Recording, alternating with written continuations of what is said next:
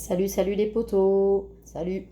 Alors, deuxième vidéo, car le kéfir est prêt. Alors, pour le mien, ça a pris 24 heures. Donc, c'est celui d'hier, celui-ci. Voilà, 24 heures. Comme vous pouvez remarquer, je ne sais pas si on le voit. Voilà, il y a la figue. L'abricot est toujours en bas, mais la figue est à la surface. Donc, je vais vous montrer ça. Avec les deux rondelles de citron, la figue est à la surface. Voilà. Elle est remontée. Et comme vous avez pu le constater aussi, je ne sais pas si vous le voyez, il y a des bulles blanches à la surface. C'est de ces petites bulles-là dont je vous parlais. Donc ça veut dire que le kéfir là est extraordinairement bien bon. Voilà. Donc là, je vais vous montrer comment transvaser dans les bouteilles pour faire une F2. Alors, dans l'autre vidéo, je vous disais pour le bouchon, votre bocal à kéfir, vous pouvez simplement le recouvrir d'un torchon. Hein, pour la F1, il n'y a aucun problème. Il ne faut jamais boucher pour éviter que ça saute, en fait, que ça pète. Ça, j'avais oublié de vous le dire. Alors, pour une F2, donc pour passer le kéfir et tout, il nous faut un entonnoir. OK? Et moi, je prends des petites gazes pour passer tout ce qu'il y a à l'intérieur, les grains, les morceaux de citron, tout ça quoi. Voilà. Alors on va débuter, je vais vous montrer comment on fait. Alors ici j'ai ma bouteille de limonade à l'ancienne que j'achète à Lidl, hein, très peu cher, de la limonade bio en plus. Voilà, donc vous pouvez l'acheter à Lidl. Et j'ai une bouteille comme ça, donc du verre, toujours du verre et jamais de bouchon en métal, d'accord?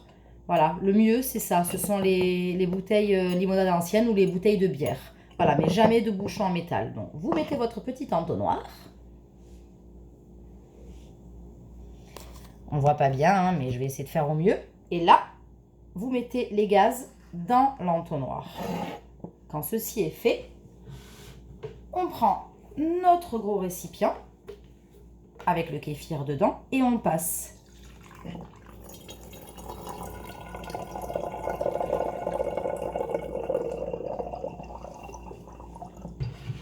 Passer plus vite.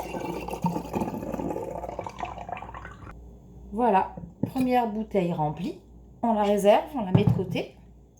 Et là, on va attaquer le remplissage de la deuxième bouteille. Parce que comme je vous ai dit, moi j'en ai fait pour à peu près 2 litres de kéfir au final. Que je ne fasse pas tomber tout ça. Voilà, donc je passe, vous voyez, en passant dans la gaze, il va rester plein de grains de kéfir que vous récupérez bien entendu. Hein. Voilà, on va remplir cette bouteille. Voilà. Voilà, celle-ci n'est pas tout à fait remplie, mais on s'en fiche, vous voyez. À l'intérieur, on récupère des grains, la rondelle.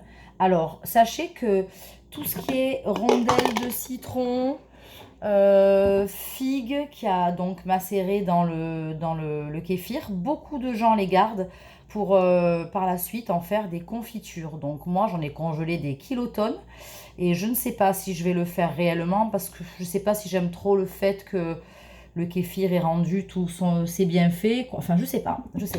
Voilà, et regardez les grains comme ils sont beaux, comme c'est des gros grains qui se portent bien quoi.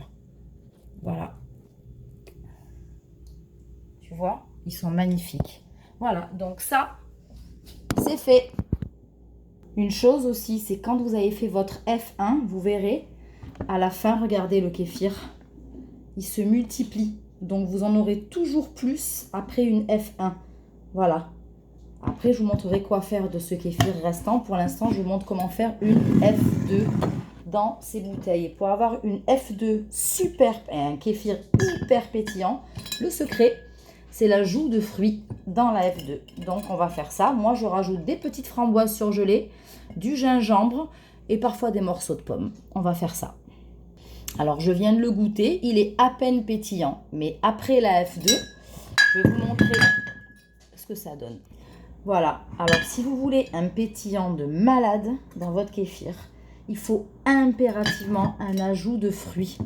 Quel qu'il soit, hein, tout à peu près fonctionne hein, comme fruit dans le kéfir en F2. Donc moi, ce que je mets, bon ce ne sont pas des fruits, je mets du gingembre pour donner un petit goût de gingembre merveilleux. Donc, je mets mes petites lamelles de gingembre dans mes bouteilles pour le petit goût.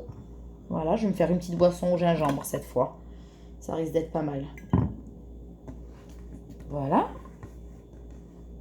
Après, s'il y a des petits morceaux de fruits ou quoi que ce soit dans les boissons, ne vous inquiétez pas.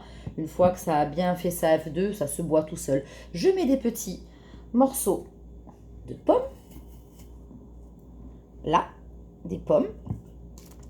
Donc, je mets ma pomme dans ma bouteille. Regardez, ça va tomber. Voilà. Et je mets dans celle-ci un autre petit bout de pomme. J'en rajoute d'ailleurs. Hop, une à droite, une à gauche. Et je mets également des petites framboises surgelées. Alors ça, ce sont que... Alors mon gingembre est bio, mes pommes sont bio, mes framboises sont bio. Bon, après, il est vrai que c'est pas vraiment donné, mais en fait, je les prends exclusivement pour fabriquer mes kéfirs, parce que c'est super cher. Voilà. Et là, je mets de la framboise, des petites framboises dans mes bouteilles. Hop, hop. Voyez? Voilà. Super. Voilà. Donc, je me suis fait un kéfir, pomme, framboise, gingembre. Voilà. Donc, surtout, n'oubliez pas les fruits dans votre F2. Et vous pouvez en mettre quand même en conséquence, hein, parce que pour que ça pétille bien. Et je vais vous montrer comment ça pétille après une F2. On devrait bien le voir, là.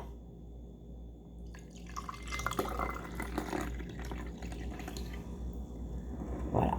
Alors, vous l'entendez peut-être pas, mais ça fait normalement, ça fait un bruit. Voilà, là, je l'ai dégazé il y a quelques secondes. Mais normalement, ça fait plein de mousse, comme si vous serviez une bière. Voilà. Il est ultra pétillant. Ouah, la vache. Une fois que vous avez mis donc vos fruits dans les bouteilles, vous bouchez vos bouteilles. Mais cette fois-ci, vous les bouchez complètement. Complètement. Par contre, vous laissez maintenant travailler. Et je vous conseille d'ici 2-3 petites heures de venir, mais légèrement déboucher comme ceci la bouteille et refermer.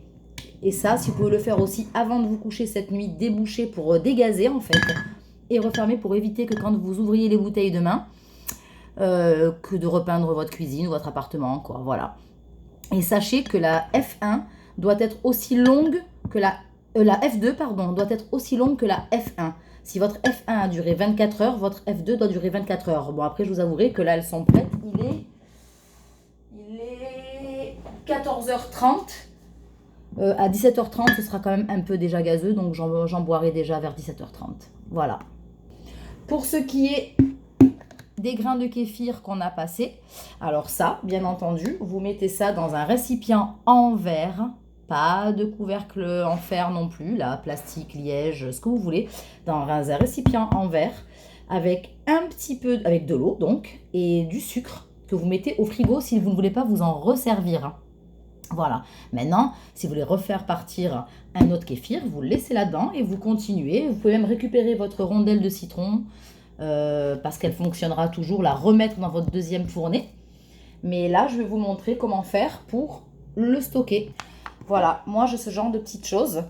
C'est mon ami Steph, petit boudin, qui me l'a filé. En fait, ce sont des pots de yaourt. C'est génial, ce sont des gros pots de yaourt. Donc moi, je mets mon kéfir là-dedans. Comme je vais le mettre au frigo, ils ne se multiplieront pas parce que le froid va arrêter donc la multiplication. Je peux le remplir un petit peu. Vous voyez, je mets à peu près cette dose-là. Et regardez ce qui reste. Donc, il s'est bien multiplié, hein. Voilà, il s'est bien multiplié. Donc, j'ai besoin d'un deuxième récipient maintenant, alors qu'il m'en fallait qu'un à l'origine. On va mettre du sucre.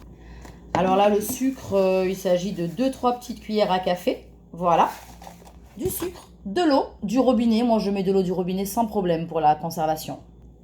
Et voilà, j'ai mis de l'eau, j'ai remué donc le sucre, l'eau. Je ferme mon petit récipient et je le mets au frigidaire comme ceci. Et vous pouvez donc le conserver. Oh, moi, je le garde bien, le mien de kéfir. Je peux le garder 10-15 jours sans changer l'eau et remettre de sucre dedans. Donc là, pendant 10 jours, on va dire, je ne vais pas y toucher, je vais le mettre au frigo. Et par contre, je vais sortir d'autres fournées. C'est-à-dire que là, il y a 2 jours, j'ai sorti celui-ci pour qu'il puisse, pour le raviver, quoi. Voilà. Et je ferai mon kéfir avec celui-ci. Voilà. Donc, ça, au frigo ou dehors, si vous en servez dans quelques jours, ou vous refaites partir une tournée avec. Et celui-ci, eh ben, je vais le mettre dans un autre petit récipient comme ceci. Toujours du verre. Et une fois que je l'aurai rempli de mes grains de kéfir, d'eau et de sucre, je mettrai un petit du papier étirable par-dessus et que je mettrai au frigo également. Alors une chose très importante que j'ai oublié de vous dire, c'est que dans votre F2 de kéfir, celle-ci, alors vous pouvez également mettre du jus de pomme dedans avec. Je ne sais plus combien c'est, je vous le dirai, de jus de pomme par rapport au kéfir. Du jus de pomme, ça fait hyper pétillé. Ou alors, il paraît que vous pouvez mettre aussi, je n'ai jamais essayé, du sirop menthe, citron, fraise. Voilà, pour donner un goût à votre kéfir, si vous n'y mettez pas des fruits, bien entendu. Voilà, j'espère que cette vidéo aura été claire également. Écoutez, j'attends plus que vous me contactiez pour venir récupérer vos bébés grains de kéfir afin de pouvoir effectuer une tournée et me dire ce que vous en pensez au goût, ce que vous pensez de ce que ça a fait à peu près sur votre santé au bout de quelques temps. Voilà. Bon allez, je vous fais de gros bisous. À très bientôt. Ciao. Salam, tchuss.